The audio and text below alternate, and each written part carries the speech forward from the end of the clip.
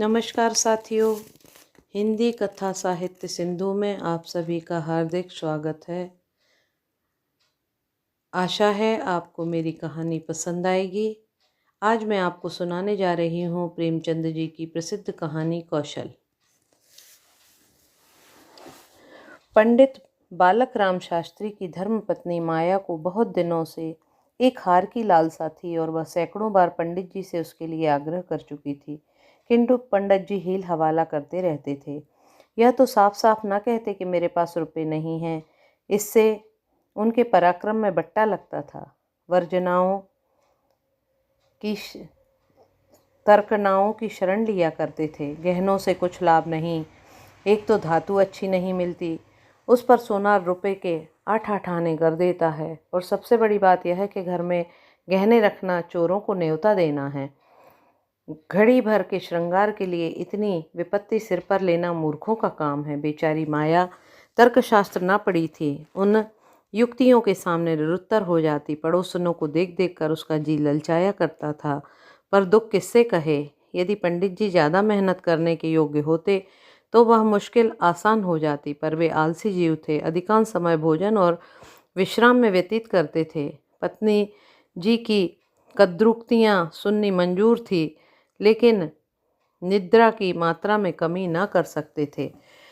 एक दिन पंडित जी पाठशाला से आए तो देखा माया के गले में सोने का हार विराज रहा है। हार की चमक से उनकी मुख ज्योति चमक उठी।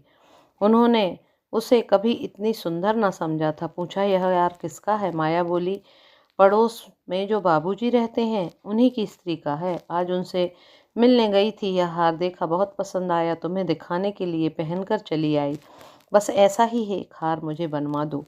पंडित जी दूसरों की चीज नाहक मांग लाई, कहीं चोरी हो जाए तो हार तो बनवाना ही पड़े, ऊपर से बदनामी भी हो। मैं तो ऐसा ही हार लूंगी, 20 तोले का है। फिर वही जिद। माया, जब सभी पहनती हैं तो मैं क्यों ना पहनूं? पंडित, सब कुएं में गिर पड़े तो तुम भी कुएं में गिर पड़ोगी। सोचो तो, इस वक्त इस हार के बनवाने में 600 रुपये लगेंगे। अगर 1 रुपये प्रति सैकड़ा भी ब्याज रख लिया जाए तो 5 वर्ष में 600 रुपये के लगभग 1000 रुपये हो जाएंगे। लेकिन 5 वर्ष में तुम्हारा हार मुश्किल से 300 रुपये का रह जाएगा। इतना बड़ा नुकसान उठाकर हार पहनने का क्या सुख। यह हार वापस कर दो, भोजन करो और आराम से पड़ी रहो। यह कहते हुए पंडित जी बाहर चले गए। रात को एकाएक माया ने शोर मचाकर कहा, चोर चोर, हाय घर में चोर, मुझे घसीटे लिए जाते हैं। पंडित जी हकबका कर उठे और बोले, कहाँ कहाँ, दौड़ो दौड़ो। माया मेरी कोठरी में गया है, मैंने उसकी परछाई देखी। पंडित जी, लालटेन लाओ जरा, मेरी लकड़ी उठा लेना। माया, मुझसे तो मारे डर के उठा नहीं जाता। कई आदमी बाहर से बोले, कहाँ है पंडित जी, कोई सेंध पड़ी है क्या? माया, नहीं नहीं, खपरेल पर से उतरे हैं। मेरी नींद खुली तो कोई मेरे ऊपर झुका हुआ था। हाय राम, यह तो हार ही ले गया। पहने पहने सो गई थी, मुए ने गले से निकाल लिया। हाय भगवान। पंडित, तुमने हार उतार क्यों नहीं दिया था? माया, मैं क्या जानती थी आज ही यह मुसीबत सिर पड़ने वाली है। हाय भगवान, अब हाय हाय करने से क्या होगा, अपने कर्मों को रो। इसलिए कहा करता था कि सब घड़ी बराबर नहीं जाती, न जाने कब क्या हो जाए। अब आई समझ में मेरी बात। देखो, और कुछ तो नहीं ले गया? पड़ोसी लालटेन लिए आ पहुँचे। घर का कोना कोना देखा, करिया देखी, छत पर चढ़कर देखा, अगवाड़े पिछवाड़े देखा, सोचा गृह में देखा, कहीं चोर का पता न था। एक पड़ोसी, किसी जानकार आदमी का काम है। दूसरा पड़ोसी, बिना घर के भेदिए के कभी चोरी होती है भला? और कुछ तो नहीं ले गया? माया, और कुछ तो नहीं गया, बर्तन सब पड़े हैं, संदूक भी बंद पड़े हैं। निगोड़े को ले ही जाना था तो मेरी चीज़ें ले जाता, पराई चीज़ ठहरी। भगवान, उन्हें कौन मुँह दिखाऊंगी? पंडित, अब गहने का मजा मिल गया ना? माया, हाय भगवान, यह अबजस बदा था। पंडित जी, कितना समझा के हार गया, तुम ना मानी ना मानी। बात की बात में 600 रुपये निकल गए। अब देखूं भगवान कैसे लाज रखते हैं। माया, अभागे मेरे घर का एक एक तिनका चुन ले जाते तो मुझे इतना दुख न होता। अभी बेचारी ने नया ही बनवाया था। पंडित, खूब मालूम है 20 तोले का था। माया, 20 ही तोले का तो कहती थी। पंडित, बधिया बैठ गई और क्या।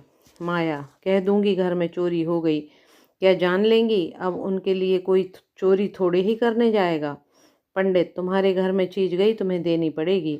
उन्हें इससे क्या प्रयोजन की चोर ले गया, तुमने उठा के रख लिया, पतियाएंगी ही नहीं। माया, तो इतने रुपए कहाँ से आएंगे? पंडित, कहीं ना कहीं से तो आएंगे ही, नहीं तो लाज कैसे रहेगी।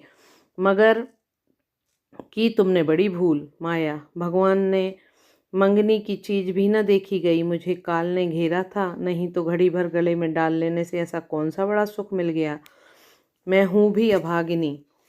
पंडित जी, अब पछताने से और अपने को कोसने से क्या फायदा, चुप होकर बैठो, पड़ोसन से कह देना घबराओ नहीं, तुम्हारी चीज जब तक लौटा ना देंगे तब तक चैन ना आएगी।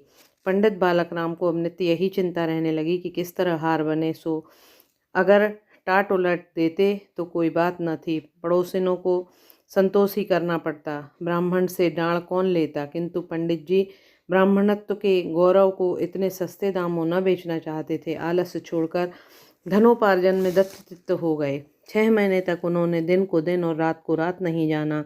दोपहर को सोना छोड़ दिया, रात को भी कुछ देर तक जागते। पहले केवल एक पाठशाला में पढ़ाया करते थे, इसके सिवाय वह ब्राह्मण के लिए खुले हुए 101 व्यवसायों में सभी को निंदनीय समझते थे। पर अब पाठशाला से आकर संध्या समय एक जगह भागवत की कथा कहने जाते, वहां से लौटकर 11-12 बजे तक जन्म कुंडलियां, वर्षफल आदि बनाया करते। प्रातःकाल मंदिर में दुर्गा जी का पाठ करते। माया पंडित जी का अध्यावसाय देख देख कर कभी कभी पछताती कि कहाँ से कहाँ मैंने यह विपत्ति सिर पर ली, कहीं बीमार पड़ जाएं तो लेने के देने पड़े। उनका शरीर क्षीण होते देखकर उन्हें यह चिंता व्यथित करने लगी। यहाँ तक कि 5 महीने गुजर गए। एक दिन संध्या समय वह दिया बत्ती करने जा रही थी कि पंडित जी आए, जेब से एक पुड़िया निकालकर उनके सामने फेंक दी और बोले, लो, आज तुम्हारे ऋण से मुक्त हो गया। माया ने पुड़िया खोली तो उसमें सोने का हार था। उसकी चमक दमक, उसकी सुंदर बनावट देखकर उसके अंतस्थल में गुदगुदी सी होने लगी, मुख पर आनंद की आभा दौड़ गई। उसने कातर नेत्रों से देखकर पूछा, खुश होकर दे रहे हो या नाराज होकर? इससे क्या मतलब, ऋण तो चुकाना ही पड़ेगा, चाहे खुशी से या ना खुशी से। माया, यह ऋण नहीं पंडित जी, और क्या है? बदला भी नहीं पंडित जी, फिर क्या है? माया, तुम्हारी निशानी। पंडित जी, तो क्या ऋण के लिए दूसरा हार बनवाना पड़ेगा? माया, नहीं नहीं, वह हार चोरी नहीं गया, मैंने झूठ मूठ का शोर मचाया था। पंडित जी, सच? माया, हाँ सच कहती हूँ। पंडित, मेरी कसम। माया, तुम्हारे चरण छूकर कहती हूँ। पंडित, तो तुमने मुझसे कौशल किया था? माया, हाँ। पंडित, तुम्हें मालूम है तुम्हारे कौशल का मुझे क्या मूल्य देना पड़ा? माया, 600 रुपये से ऊपर। पंडित, बहुत ऊपर, इसके लिए मुझे अपने आत्म स्वातंत्र का बलिदान करना पड़ा। तो यह थी कहानी, प्रेमचंद जी की प्रसिद्ध कहानी कौशल। दोस्तों, आपको पसंद आई होगी। इस तरह की कहानियाँ सुनने के लिए मेरे चैनल को लाइक और सब्सक्राइब करें। बहुत बहुत धन्यवाद।